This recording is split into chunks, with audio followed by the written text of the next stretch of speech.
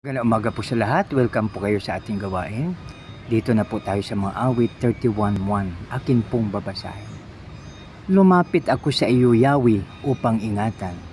Huwag mo sana akong ilagay sa kahihiyan. Ikaw ay isang Diyos na makatuwiran. Iligtas mo ako, itong aking kahilingan. Purihin nawa ang Diyos sa pagbasa ng kanyang salita.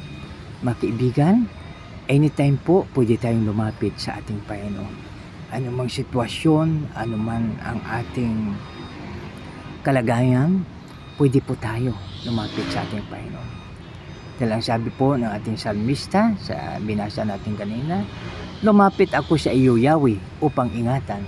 Huwag mo sana akong ilagay sa kahihiyan. Ikaw ay isang Diyos na makatuwiran. Iligtas mo ako, itong aking kahilingan. Kaya mga kaibigan, anytime pwede po tayong humingi ng tulong sa ating Panginoon.